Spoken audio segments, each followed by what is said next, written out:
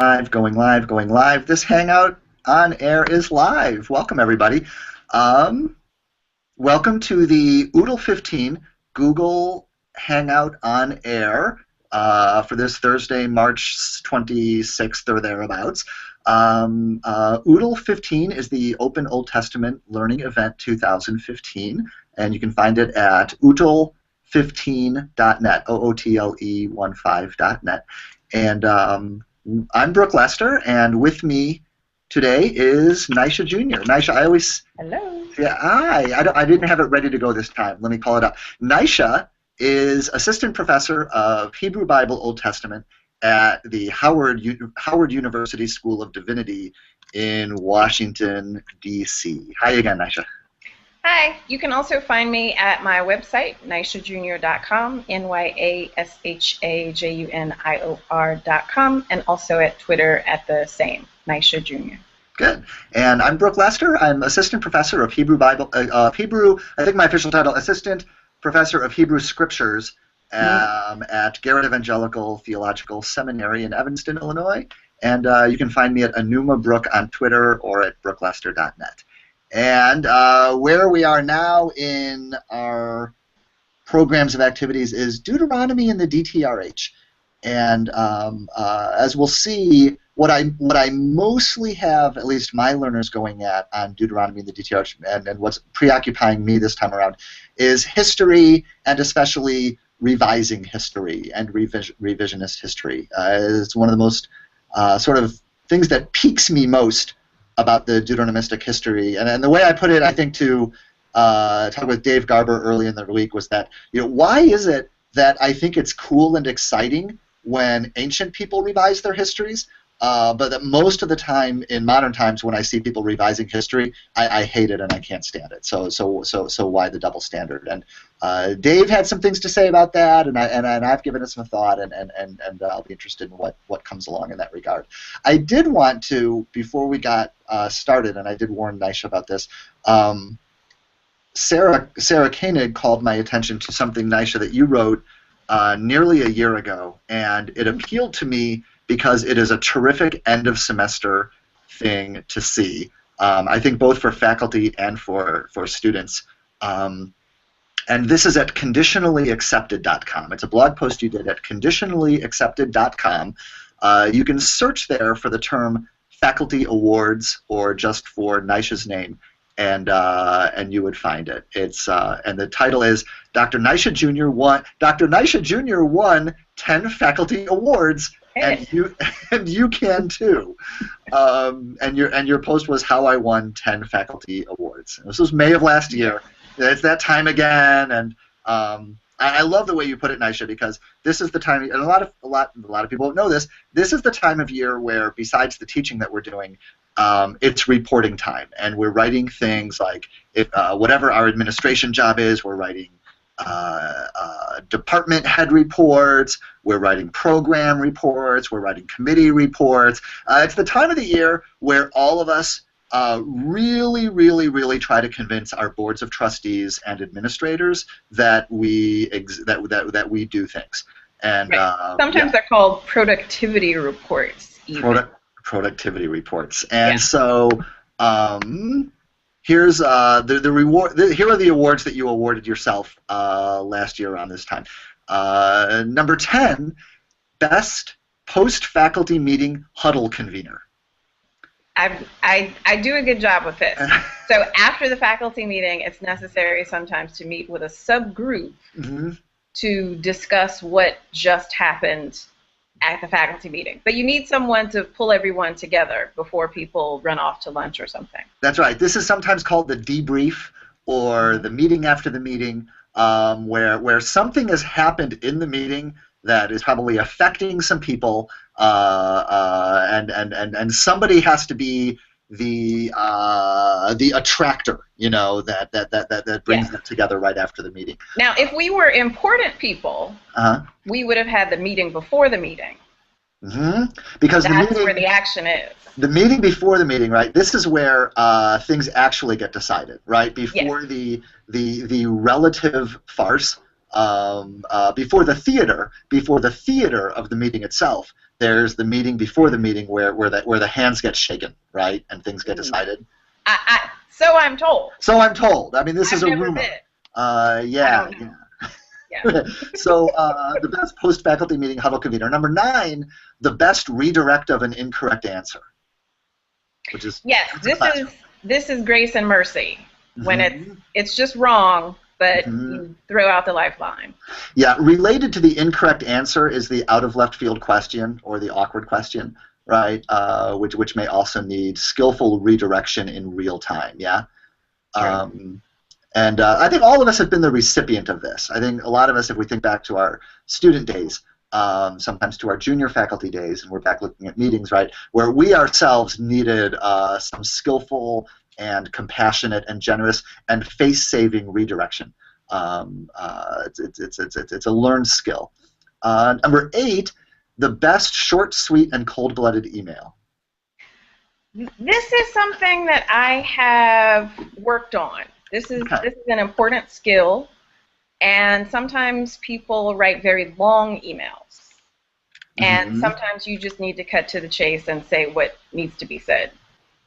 Yeah, there's a lot to be said about email culture that we won't get into here. Then we could go full-blown productivity podcast.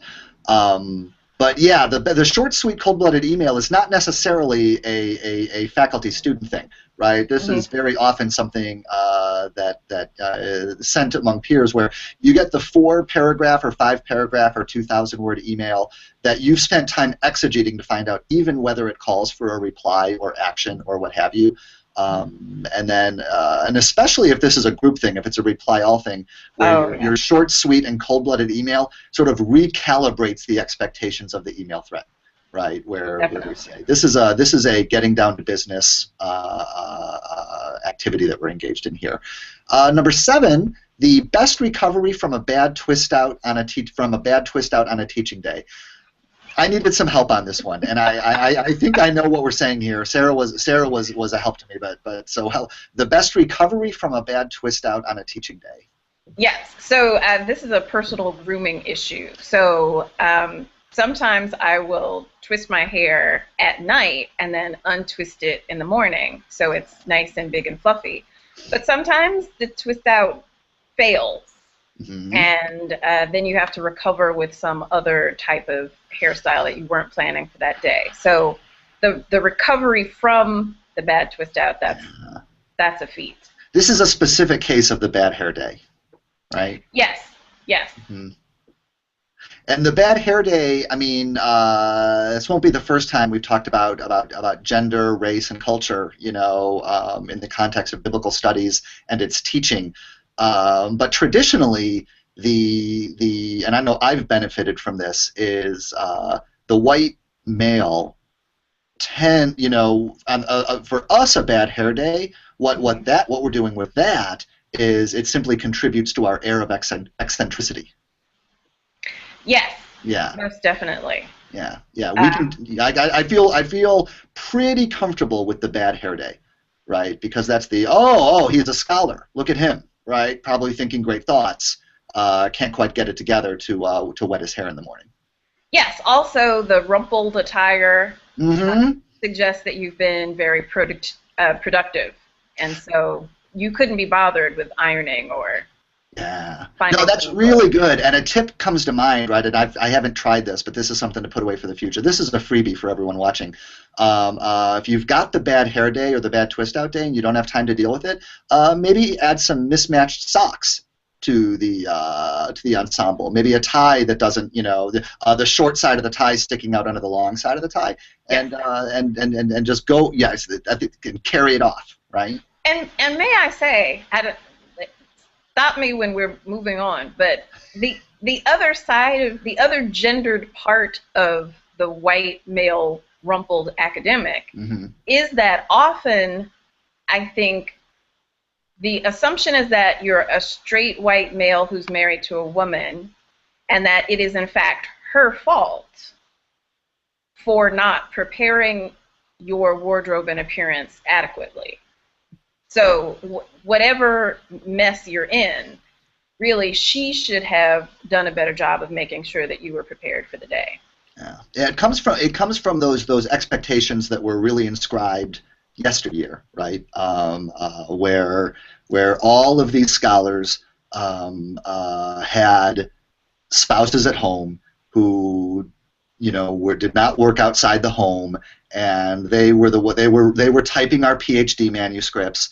And retyping them and laying our clothes out for us as if we were in second grade.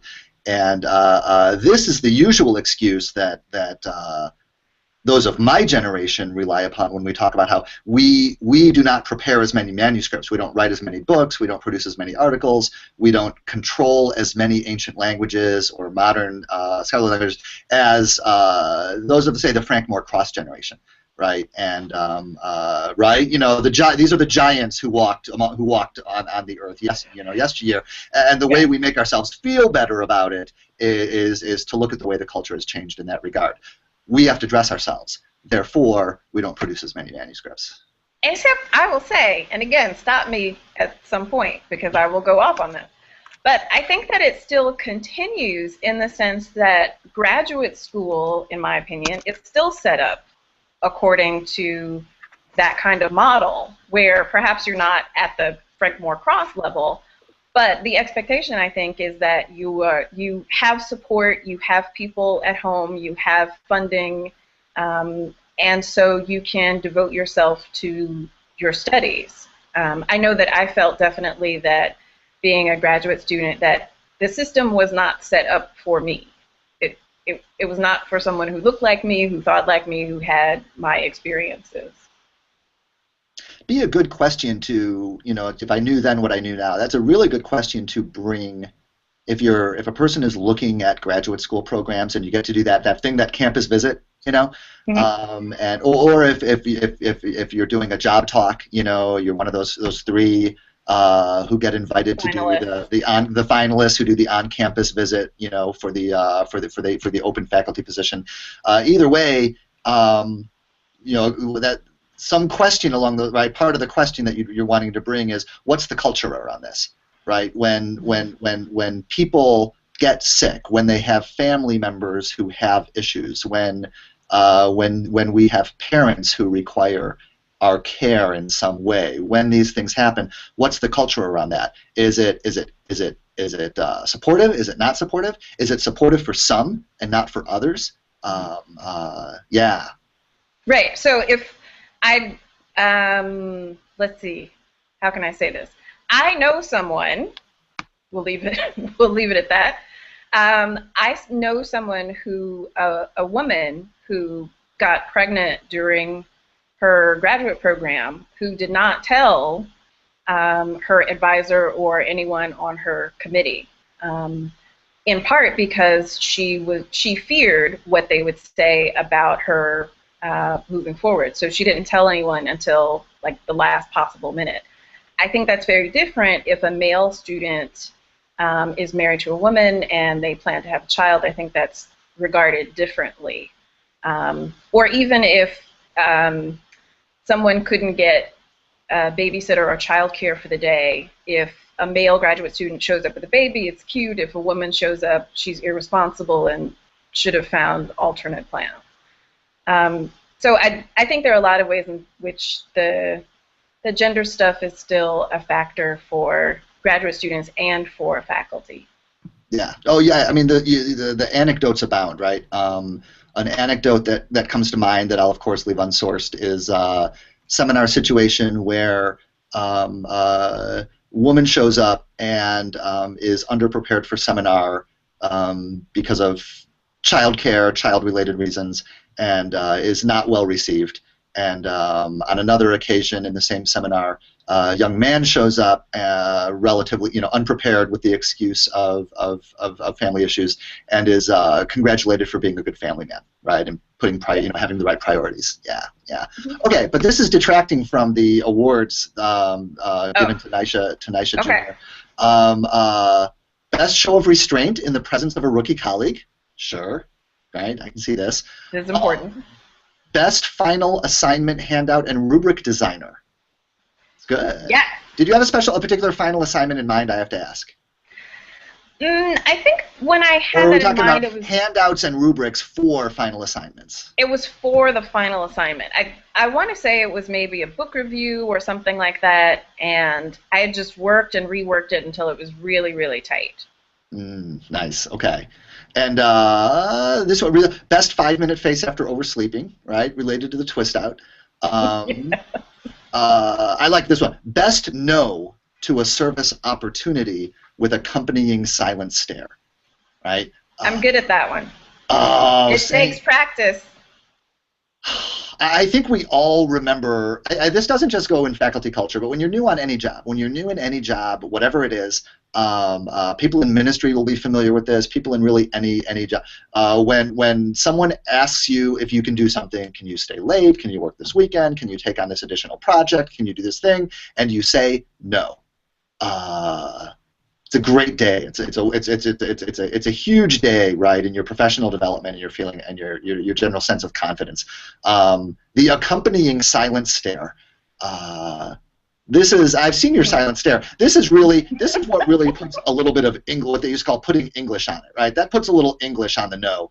That's what causes the no to really leave a mark. Yeah, is the accompanying silent stare. And number 2, the best cute cold weather teaching outfit. That's a hard one to pull off. It's difficult. It's difficult. You've got to be well coordinated and layered. Yeah. Yeah. Okay. I think I would need. Yeah, that's the kind of thing that I go and I seek some assistance on. That's where I need mentorship. And the best Yoda-like office hours mentoring.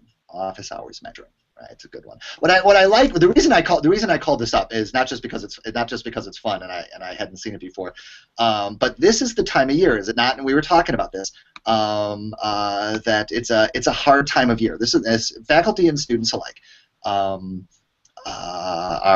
everyone's a little tired. Spring break probably hasn't rolled around yet. The bloom is definitely off the rose.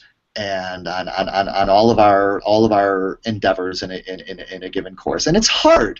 And this is the time of year, right, where awarding yourself something, giving yourself awards, and giving yourself awards that are not about collaborative things, where a lot of the credit is going to other people, and not looking for ways to try to do better, right? Where am I falling short and doing better? But the straight up awards. What can I pat myself on the back for? Without apology, right? Without apology. It's a great time of year for that. I think it's important to model that for students, especially when students are often focused on their GPA and worried about scholarships or fellowships or what someone else is going to say. And depending on your environment, there can be a lot of competition between students. In some places, there's a lot of competition among the MDivs who are planning to apply to PhD programs and the like. So sometimes it's important to just step back and say, regardless of the grade, this semester I showed up. I learned about this. I managed to do X, Y, Z and still have dinner with my family 5 nights a week, or whatever the case may be. But things that are just you, that don't depend on other people. Wait, where'd you go? Oh, there we go. I got to lean out of frame to grab my notes because I know where I wanted to go with some stuff. Hold on one sec. Okay. Let's see. All right. I am going to look at Twitter while he is away. Okay. Not my most professional moment on OOTLE15 Hangouts on air, but as I told students, we're blowing through nap time on these, so it's okay. So, Nisha, do you care about the DtrH and about Deuteronomy in your teaching? Where does this fall in terms of things? Because I know you're huge Pentateuch, so Deuteronomy is a part of that, right? You love your Pentateuch.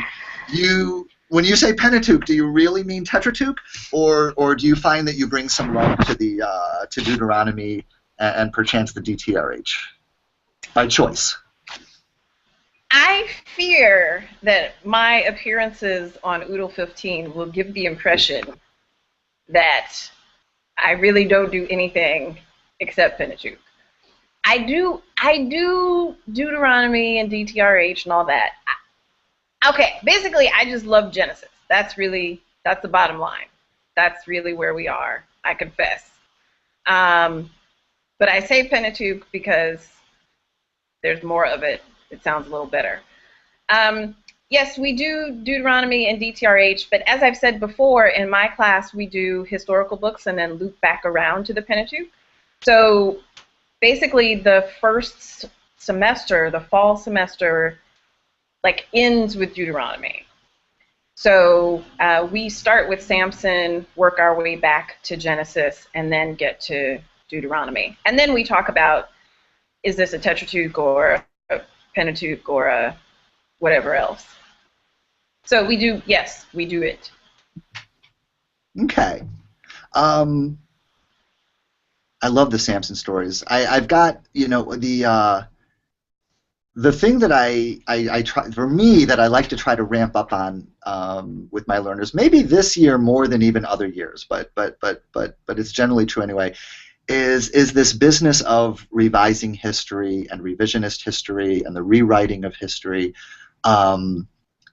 because it's one of those great things where the Hebrew Bible is trying really hard, especially in the so-called historical books, to tell you that it's telling you a single, unified, coherent history, right? It's trying really hard to tell you that that's what it's telling you, and yet you don't have to pay terribly close attention to begin uncovering all of the evidence that's not really hidden deeply. It's right there on the surface, that there are histories behind the histories behind the histories behind the histories. And when I say obvious, I mean things like Joshua dying twice, in early, early in the book of Judges, end of Joshua and the beginning of Judges. You've got Joshua, then you've got dead Joshua, then you've got zombie Joshua, then you've got dead Joshua, and you start asking, why does this happen? Similarly, in the Pentateuch, I mean, we talk about it in terms of doublets and JEDP and different documentary sources, but one of the but when you start saying, oh, these are different documentary sources, it's not long before you're saying yes, and some of them come after the others and are revising and overhauling the others. That either the priestly, so you've got a history of the people Israel before their entry into the land in something like JE, if E exists, and whatever. But whatever that stuff is. Don't start. Whatever that stuff is, right? That's not D and it's not P. The priestly writer comes along and just overhauls the daylights out of that stuff, right? So that part of what the priestly writer is doing with the history that he receives is to say, not bad, needs work. Right. This needs an overhaul.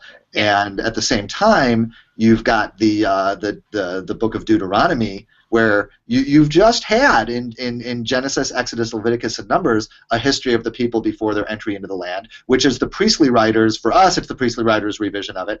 And the book of Deuteronomy, I mean, it has Moses, standing up on Mount Nebo and retelling that whole history, instead of just referring to it. Right. See the Tetrarch, see Genesis, Exodus, Leviticus, Numbers, but retells the history with his own English on it, right? With his own slant, his own things that he wants to say, and then you get Joshua, Judges, Samuel, Kings, in which we see a particular history of the people in the land, and then eventually folks like Frank Cross and others come along and say, it looks like this was done and then redone.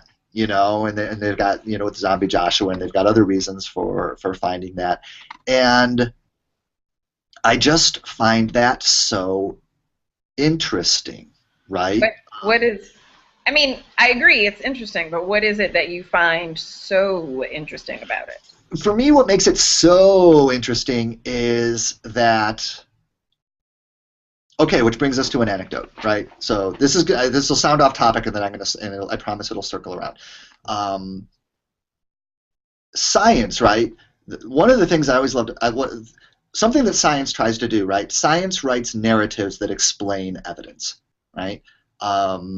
So things happen the way they do, and science tries to write narratives that explain why things happen the way they do. And I can remember when I was a kid, I have an older sister. She's about 7 years older than I am. And before she went off to college, when I was, quite young, but old enough to read popular versions of science and things like this. So and she would spend time with me, and she would sit with me at the kitchen table, and she would talk to me about things like relativity, and try to use pictures and words to explain what happens to mass when it approaches the speed of light, and how freakazoid the stuff that relativity, the claims that it makes about that are, and how they prove they sound really weird, but they explain the evidence wonderfully. Watchers of Big Bang Theory today, right, will know that, like, you've got Sheldon Cooper, who has spent years trying to develop string theory. String theory is this theory, right, that whatever else it does, it looks at the things the claims we can make about what we can say about things that happen at the level of the very small, which are super confusing. And string theory says, one really good way to explain this evidence that we find is that there's multiple universes, that there's an infinite number of universes in which every single thing that can possibly happen happens in each of those universes. And then other people have other explanations, alternative to string theory, say, I think we can explain this same evidence in a way that is simpler, right? But at that point, you have alternative explanations of the same evidence. And at a certain point, you can have two explanations that each explain the evidence equally well. So why do you choose one rather than the other? And it will tend to be because one of them is more beautiful to you, or because one of these explanations you think is going to produce a view of the world, a picture of the world that produces better people. That will prompt us to act more ethically rather than less ethically, and kind of like that thing that happens when you have the final. Remember the final three? We were just talking before about the three applicants for the job, right? By the time you get three applicants coming in for the job talk, any of the three of them would be perfectly good for that job because they're out of a pool of like 60 applicants. And then we talk about how it's a matter of fit, right?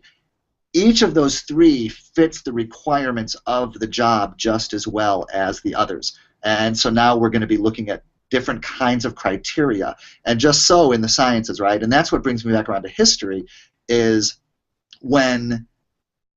if history is writing narrative, try to explain the evidence. We've got this stuff that we find in the ground. We've got these texts that we have inherited. We have these languages that exist in the world. We have these physical characteristics among people. We have all this kinds of evidence, and we have this archaeological evidence, and then we produce these narratives to explain them. And it's when you get to the point where we start, you would think you would only have to do that once, right? Oh, we have found the best possible explanation of the evidence, and then what happens?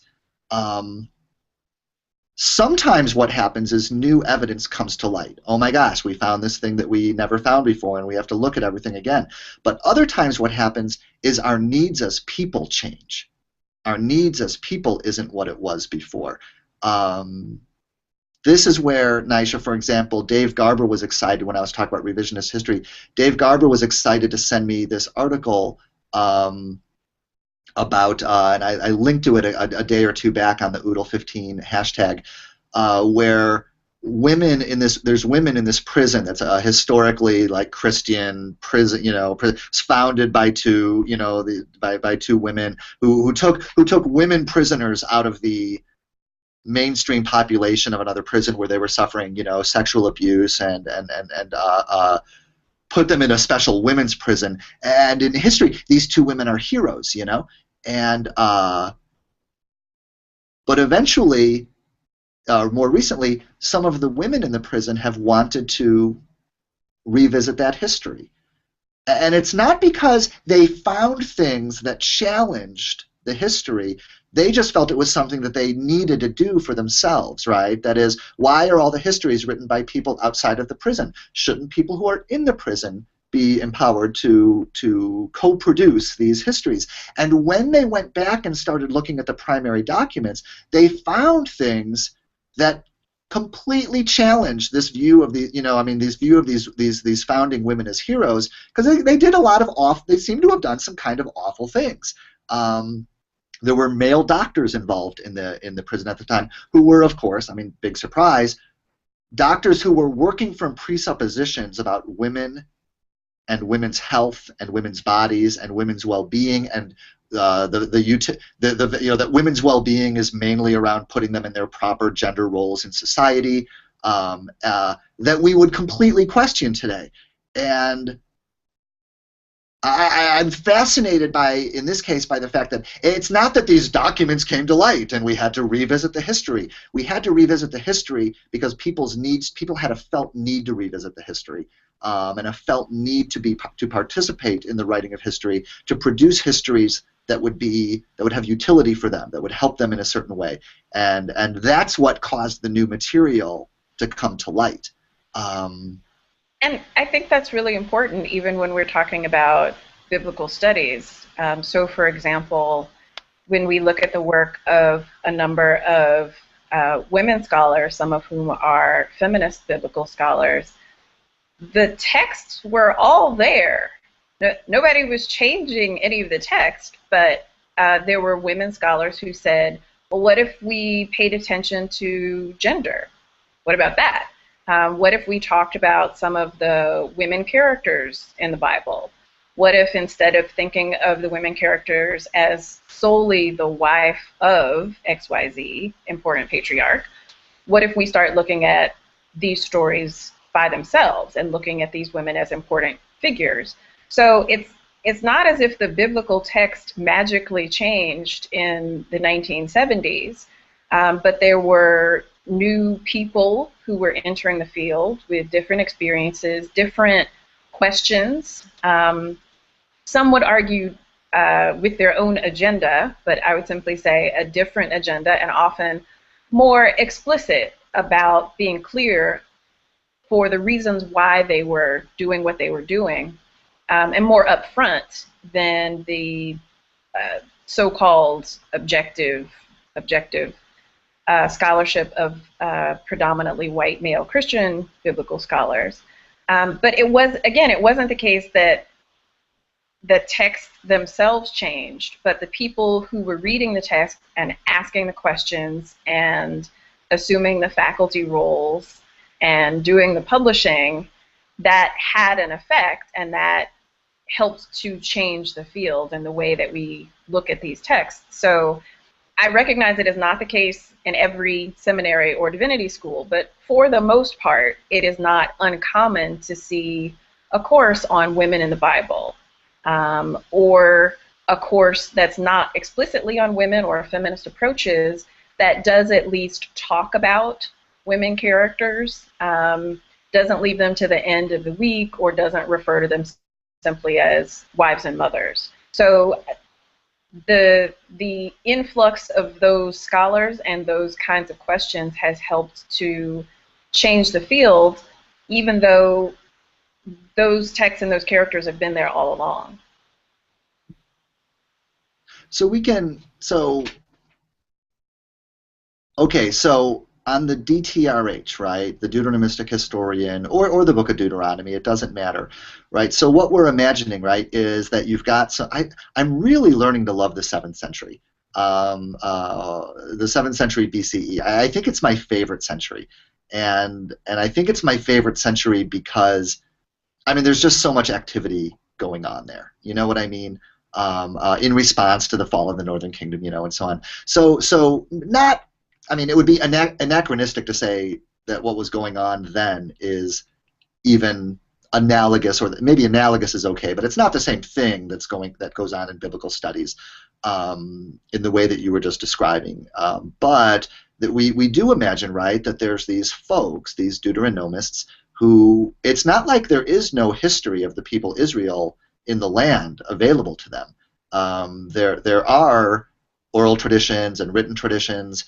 A handy example, or a classic example, is the book of Judges, chapter 1, preserves this memory of the people Israel entering the land as really as separate tribes that are all just kind of making their own way in at their own speed and dealing with the Canaanites that they find in their own particular cities, and sometimes teaming up a little bit, but mostly going it alone and having all this mixed success and mostly not like The Walking Dead. Like, they're in different cars and they're trying to make their way. Some people are in the station wagon, some people are on the bus. All these different stories going on. We're trying to get where we're going the best way we can. Yeah, and that seems to be the kind of thing that the Deuteronomists looked at it, and whatever their response to that in their mind, their active response was to produce Joshua 1 through 12, right? And Joshua 1 through 12 saying, okay, let's imagine this differently. Let's imagine 12 tribes united under Joshua. Let's imagine 12 tribes where all the members of the tribes are obedient to their elders. And those 12 tribes are united in their obedience to Joshua. And Joshua is coherent in his obedience to Moses, who has been thoroughgoingly obedient to the Lord. And despite everything that we've seen in Israel's history. Yes. But yes, they're all of a sudden obedient and all together. Yes. Yes. Okay. Yes. That is, and it is amazing. It's a beautiful. It really is a beautiful construct as a work of art, isn't it? That you have the Deuteronomistic history is casting the history of the people Israel in the land as a history of cycles of sin and repentance and forgiveness. Sin and repentance and forgiveness. That Christian canonical narrative that people walk around with today where, I don't know much about the Old Testament, but it's mostly about Israel falling away from God, and so we need some Jesus fast or something like that, right? And so in this overall picture of cycles of sin and repentance and forgiveness, of these original sins of like the golden calf or Solomon's allowing his wives to worship foreign gods, these original sins that are like pebbles at the top of the mountain that eventually turn into an avalanche, and that's the Babylonian exile, is the bottom of that avalanche. Against that background, you have their entry into the land, which is in utter contrast to that. It's like, if this is a story about obedience, and if it's casting the history of the people of the land in terms of their disobedience, it needs to provide that counterpoint. What would it look like? What if? What are the possibilities? And that's what we get in their entry into the land in Joshua 1 through 12, is this nearly perfect, Rahab aside, is it the Gideonites or, these... She gets things done. Oh yeah, she totally gets things done. That's her name, is Get Things Done. Oh gosh, we can just have a love fest on Rahab right now, right? Because what's different about Rahab? Rahab, right? She has the same worldview as the rest of the people in Jericho, right? They all agree that God is the God of heaven and earth, and that God brought the Israelites across the Red Sea, and that they're all really screwed. They all agree that they're in big trouble, and Rahab takes action, right? She gets with the winning side. Right. Yeah, I mean, okay, I'll get sidetracked on that. So okay, so do you want to get sidetracked on that or no? It's your show. It's really not. Okay, so let's put a pin in it just in case. But all I was going for there is that, Rahab is going to be like a family of Canaanites that remains in the land, and the Gideonites, I think it is, who pull a fast one, by changing into their dirty clothes and pretending that they just arrived on the scene, are the other group but these couple of exceptions aside, there's this picture of perfect obedience and the wonderful things that happen in the context of perfect obedience, right? Because that's what it's going for in the 7th century is, hey, Josiah's got these reforms, right? And Jeremiah's backing them, and we're all backing them, and perfect obedience, boys. This is what we're going for, and this is why. It's a beautiful contrast. Who cares if it's true? Who cares if it's true? And just to show that we don't care whether it's true, we're going to keep Joshua 1 in there anyway. And kind of fold it into the story by treating it as falling away afterwards. And we see zombie Joshua there that shows that it doesn't work, but it doesn't really matter. The point is that we see the image. Okay. I don't know. I probably idealize these guys too much, but it's like it's that thing where I can appreciate a revisionist history when it's in the past, whereas when I see examples, I don't know. We get all political, but there's plenty of revising of history that's proposed in modern time. Well, a recent one, right? That a political figure, talking about how the founding fathers fought against slavery, or the founding fathers did away with slavery. And it's like, well, at this point, this is where we're not talking about, in the modern times, I'm going to be very scrupulous about the difference between changing the facts, right? You're entitled to your own opinion, but you're not entitled to your own facts, and revising our interpretations of facts, or revising the goods that we mean to be getting out of our historical narratives, and so we go sifting and hunting again for more facts, to see if we can, in a very overt way, looking for facts that may help us support the worldview that we're going for. If the DtrH is like rewriting the facts, I don't mind so much. They've been dead for almost 3,000 years. I can let that one slide. Well, I think part of it is that, especially for us as biblical scholars, it's great literature. Who cares if it really fits everything historically? It may be great literature. It's terrible editing.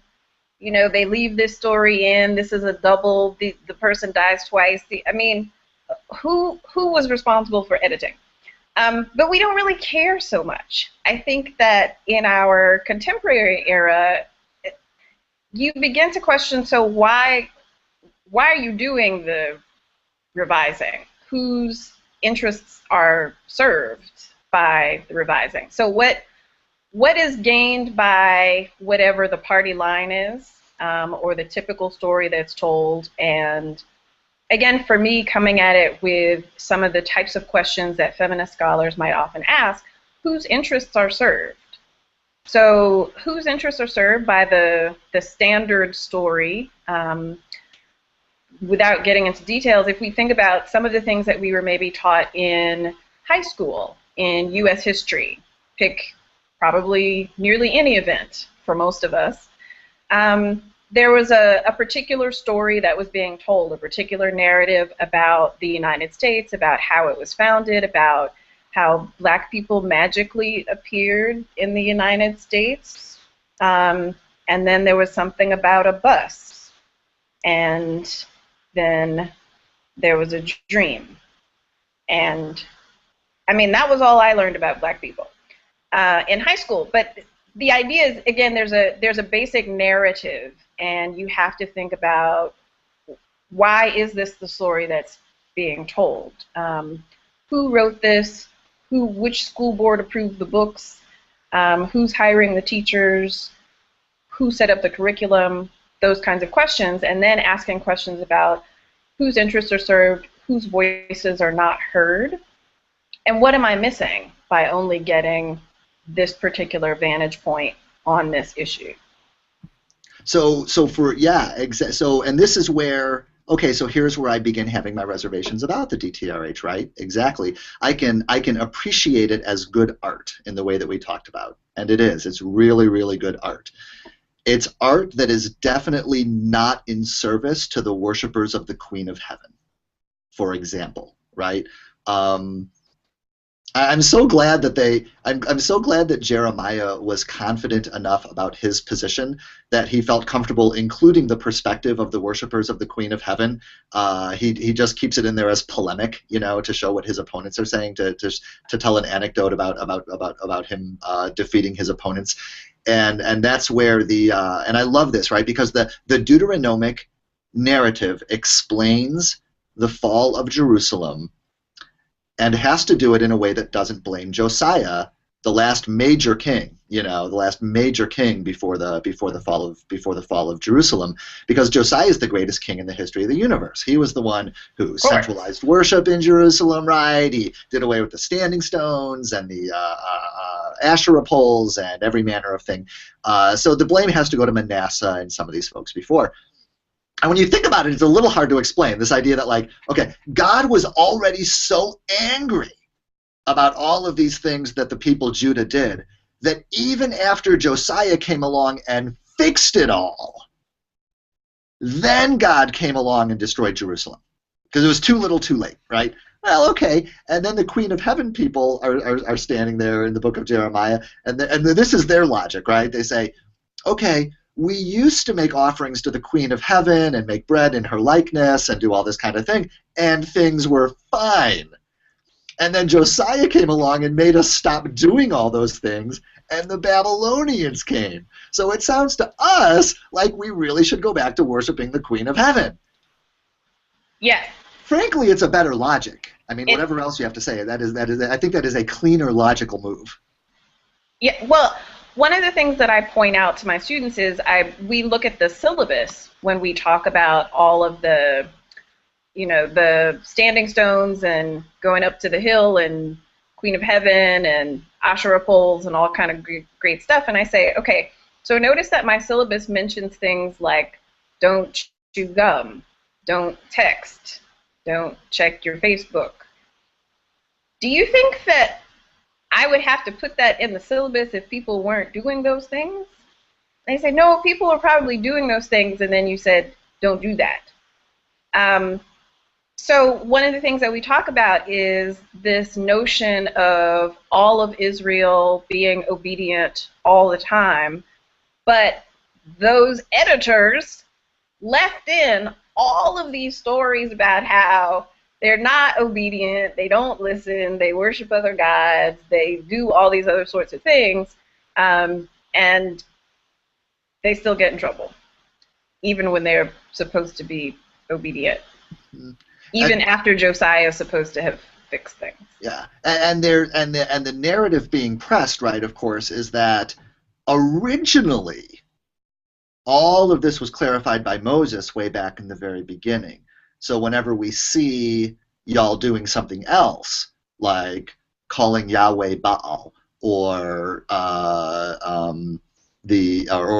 or distributing raisin cakes in the context of your worship, right? That's something that's crept in, from these neighbors, from these Canaanites.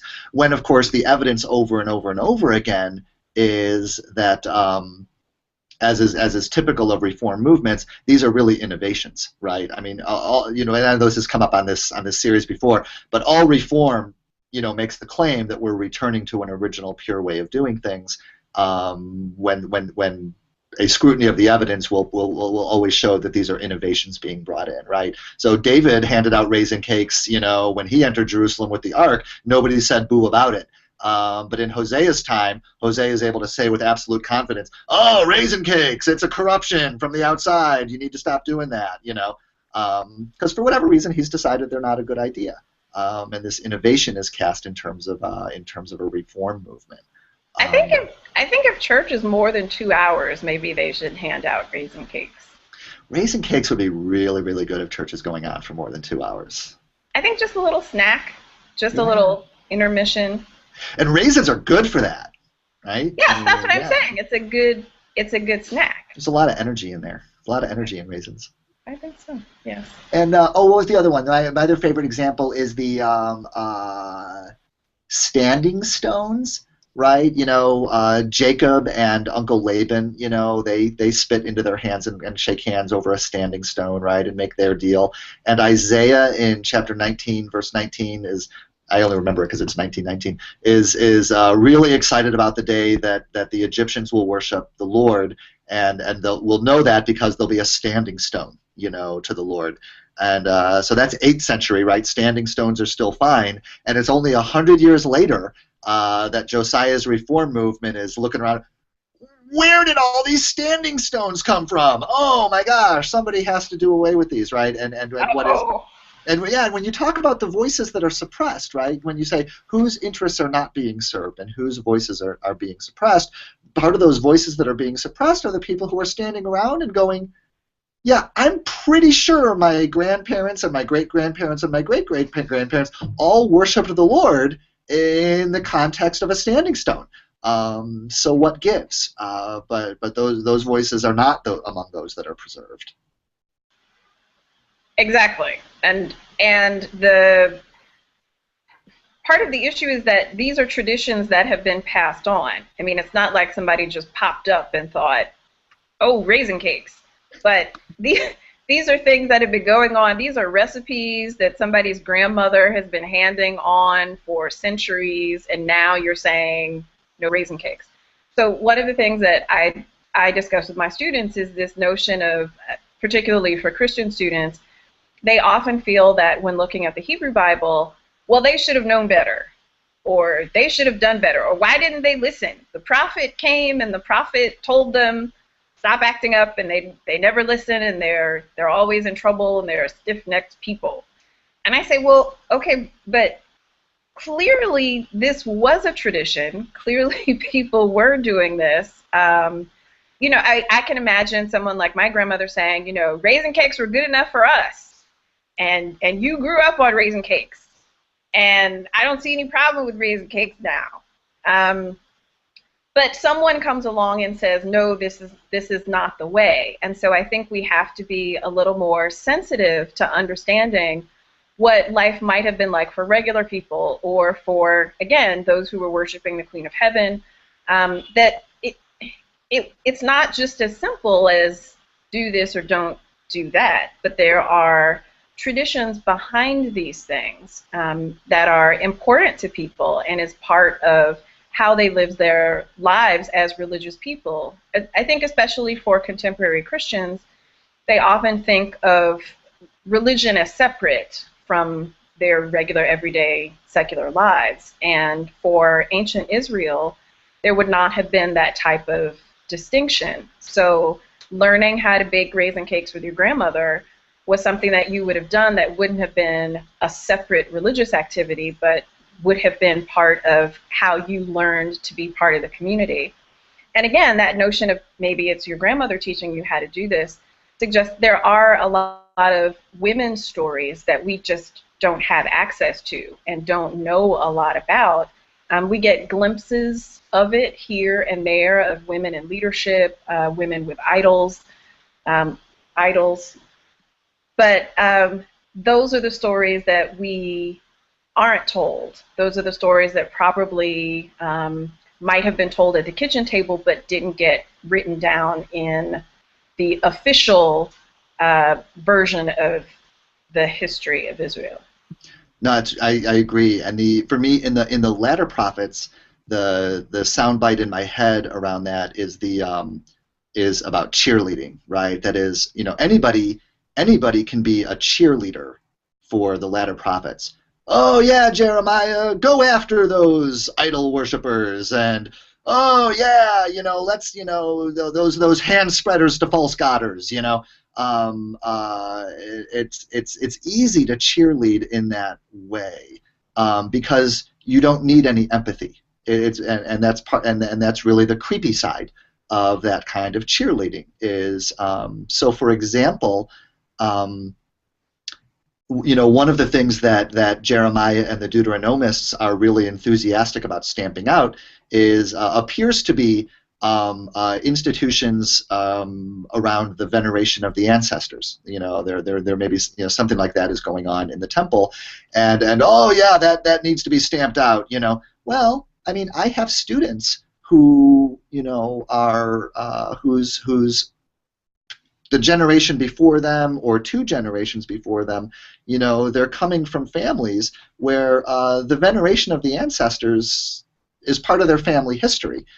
And in some cases, these are family traditions that are still embraced, right? That part of their Christian identity is embracing, you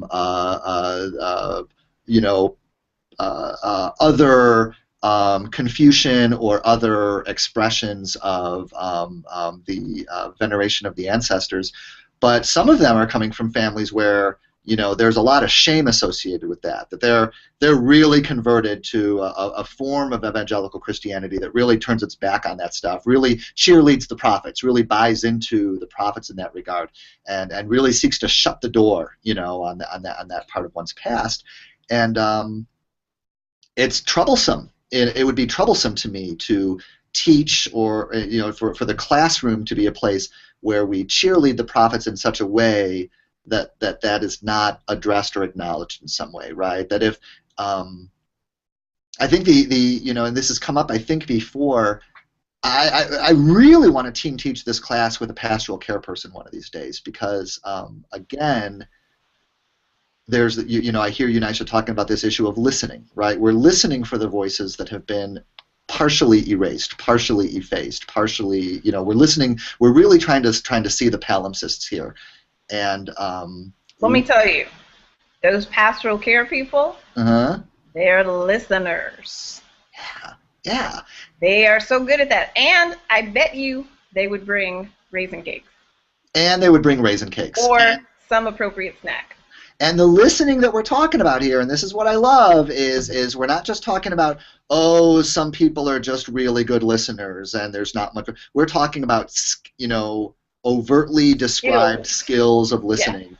That Dr. Pam Holloman here at Garrett has talked about it. I have this almost tattooed on the back of my hand now. The 3 aspects of listening that she talks about in one of her lectures that I heard here was a willingness to not understand, right? Even if you don't understand the worship of the Queen of Heaven, even if you don't understand the veneration of the ancestors, even if you don't understand how someone could worship Baal and Yahweh, on even and odd days of the week or what have you. At the same time. At the same time, right? A willingness to not understand, to not rush to understanding. That's the same kind of idolatry as when I think that TV will make me happy, but it really won't. Well, maybe it is, maybe it isn't. But instead of rushing to some kind of possibly facile, thought-stopping cliche of understanding, to be willing to stay back and say, I don't understand, but I'm still interested and I want to hear more about it. So a willingness to not understand, empathy, obviously, right? An ability to imagine oneself in another person's shoes, which would mean making decisions and living a life that you really can't imagine yourself living, right? And to be able to just sort of imagine that, and willingness to understand, and vulnerability, realizing that you may be the one that is changed in the encounter, right? So as opposed to the sort of cliche of a psychotherapist who sort of is sitting at a desk and is fine and not needing to be fixed, and a patient on the couch who is going to be fixed. But the idea that in the therapy encounter, I, as the professional, may be the one who undergoes change as a result of this encounter, and just so as a reader, right? Can I read, and especially read in a way that I'm listening for these voices that are not the approved voice of the text at hand, are not the dominant voice of the text at hand, but the voices being stomped out, erased, effaced. To encounter those voices in such a way that may result in me being different from who I was before. Skills of listening that are very specific. Yeah, and that's what I like about these pastoral care people.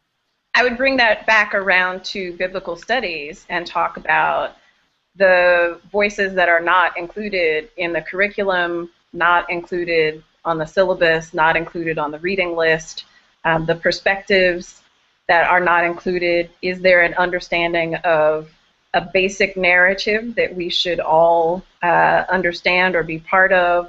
What assumptions are we making about who our students are, who our faculty are? And within biblical studies, the importance of not only reading and engaging with that work that may be different from whatever the standard canon is, but reading, engaging, assigning, citing,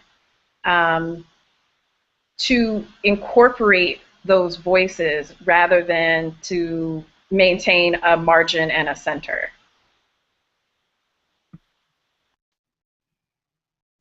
Yeah, I'm just reeling on that for a second. It's good. Is that it?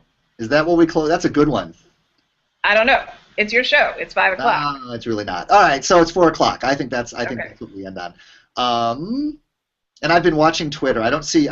Forgive me if I've missed any questions. I see lively commentary on Twitter, but I haven't. But I'm not sure I've seen a question that we need to address.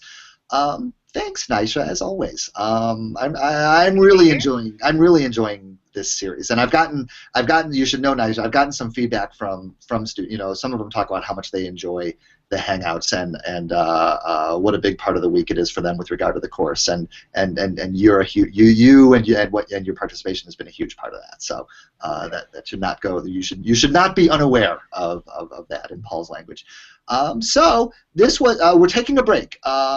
Next week is Maundy Thursday. We have a half week here at Garrett, so we're going to be doing without Hangouts that week. And the next week is spring break, so we're going to do without Hangouts that week. Learners who are concerned about whether, because you're needing to rack up a certain number of Hangouts, look at my instructions for next week. On there's a goodie coming your way in terms of a little relief on the fact that we're not going to be giving you Hangouts for a couple of weeks, and we'll be back in 3 weeks, still on the DtrH. I don't know what we're going to be talking about then. We're almost at the Pentateuch, Nisha. There is a promised land. Joy, joy. There's a promised land on the other side of this desert, where we're finally going to be into Genesis and the Pentateuch. Yay! Yay! So stay tuned. All right. Well, thank you to everyone who participated on Twitter. Thank you to Nisha for coming. For where you can find Nisha and I on the internet, go back to the first minutes of this episode, and we'll look forward to seeing you all next time. Thanks again. Okay, bye. All right. Bye, Nisha.